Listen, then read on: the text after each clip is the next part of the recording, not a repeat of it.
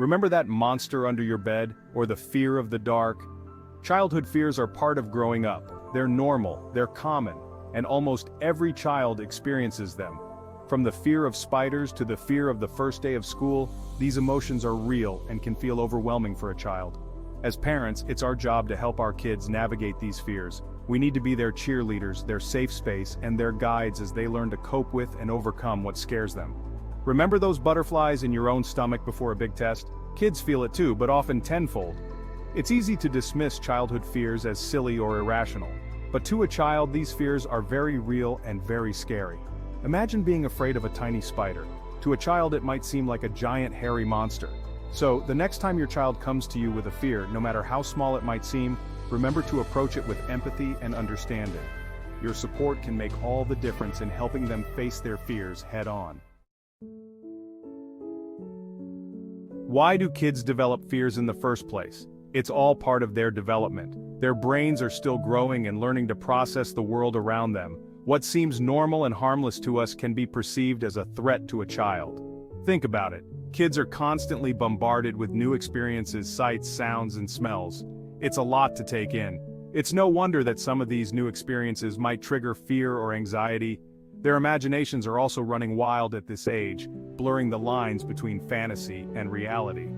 Sometimes, fears can stem from a specific event or experience. A negative experience with a dog, for example, might lead to a fear of all dogs. Other times, fears can be learned behaviors. If a child sees a parent react fearfully to something, they might start to fear it too. Understanding the root cause of your child's fear is important. It can help you tailor your approach to addressing it in a way that is sensitive and effective. It's about getting to the heart of the matter, not just treating the symptom.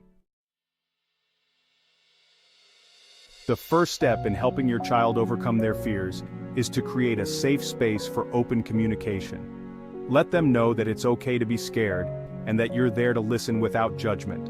When they come to you with a fear, don't brush it off or tell them to toughen up. Instead, validate their feelings. Say things like, "I understand why you're scared. That sounds really scary." Active listening is crucial.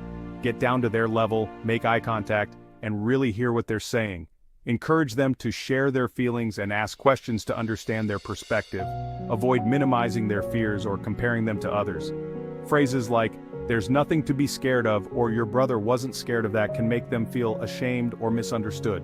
Remember, everyone experiences fear differently, and what matters most is how your child is feeling.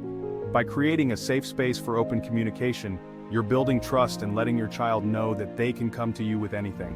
You become their safe haven, their rock, in a world that can sometimes feel scary and unpredictable. One of the most effective ways to help children overcome their fears is through gradual exposure. This means slowly and gently introducing them to the feared object or situation in a controlled and safe environment. Start small, with steps that feel manageable for your child. For example, if your child is afraid of dogs, don't immediately take them to a dog park. Instead, begin by showing them pictures of friendly dogs. Then maybe watch some videos together of dogs playing. Once they're comfortable with that, you could try visiting a pet store to observe dogs from a distance. The key is to take it one step at a time, at a pace that feels comfortable for your child. Don't push them too far too fast. The goal is to help them build confidence and realize that the feared object or situation is not as scary as they think. With each successful exposure, you're helping your child rewrite the narrative they've created in their mind.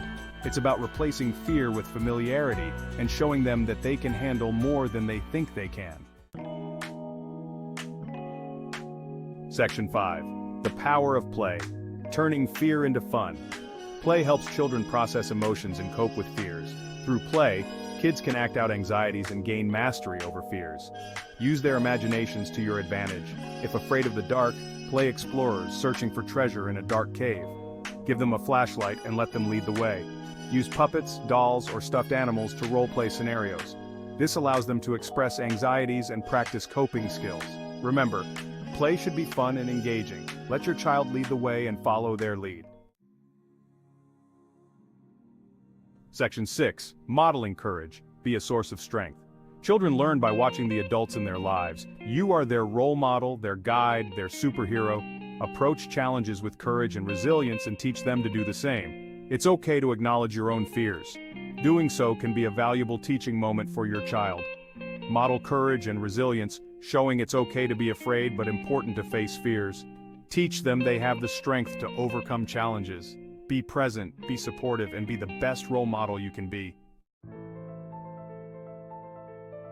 Section 7. Patience is a virtue. It takes time to overcome fear. Overcoming fears is a process, not a race. It takes time, patience, and a lot of understanding. Don't expect your child to overcome their fears overnight. There will be setbacks along the way. There will be days when they take 2 steps forward and 1 step back. And that's okay. The important thing is to remain patient and supportive throughout the journey.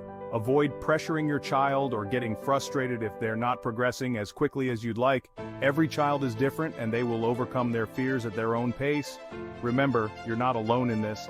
Many parents face similar challenges. Don't be afraid to reach out for support from other parents, family members, or professionals if you need it. Section 8. Celebrate every victory. Positive reinforcement works wonders. Positive reinforcement is a powerful tool for encouraging and motivating children. When your child makes progress in overcoming their fears, no matter how small, celebrate their success. Acknowledge their efforts and let them know how proud you are of their bravery. You can use verbal praise like, "You were so brave facing your fear today."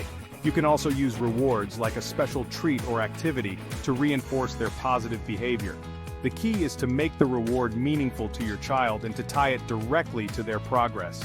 For example, if your child is afraid of the dark and manages to sleep through the night without a nightlight, you could reward them with a special breakfast in bed the next morning. This shows them that their efforts are being recognized and appreciated. Remember, positive reinforcement is about focusing on the good, not the bad. It's about catching your child doing something right and celebrating their successes. This helps build their confidence and encourages them to keep trying, even when things get tough. Section 9. When to seek professional help. Recognizing the need for extra support. While most childhood fears are a normal part of growing up, sometimes a child's fears can be more severe or persistent. If your child's fears are interfering with their daily life, it's important to seek professional help. Some signs that your child may need extra support include extreme avoidance. If your child goes to great lengths to avoid the feared object or situation, it could be a sign of a more serious issue. Physical symptoms. Fears can sometimes manifest in physical symptoms like headaches, stomach aches, or difficulty sleeping. Changes in behavior. Sudden changes in behavior, such as becoming withdrawn, clingy, or aggressive, can also be red flags. If you're concerned about your child's fears, don't hesitate to reach out to a mental health professional. They can assess your child's needs and provide appropriate support and treatment. Remember, seeking professional help is a sign of strength, not weakness. It shows that you're committed to doing everything you can to help your child thrive.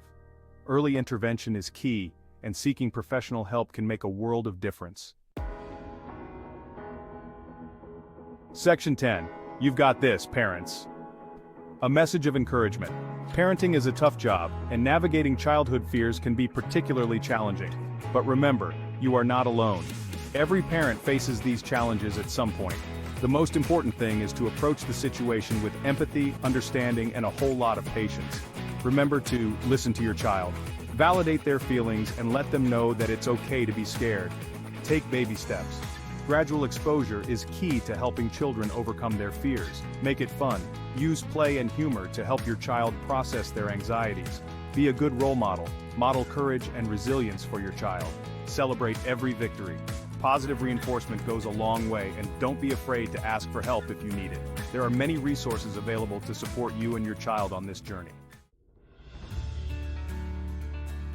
Section 11. Resources for further support, because you're not alone. If you're looking for more information or support in helping your child overcome their fears, here are some helpful resources. The Child Mind Institute. This organization offers a wealth of information and resources on child and adolescent mental health, including anxiety and fears. The Anxiety and Depression Association of America, ADAA. The ADAA provides information, resources, and support for individuals and families affected by anxiety and depression. Your child's pediatrician, your child's doctor can be a valuable resource for information and referrals to mental health professionals. Remember, You are not alone in this. There is help available, and you can empower your child to overcome their fears and live a happy, fulfilling life.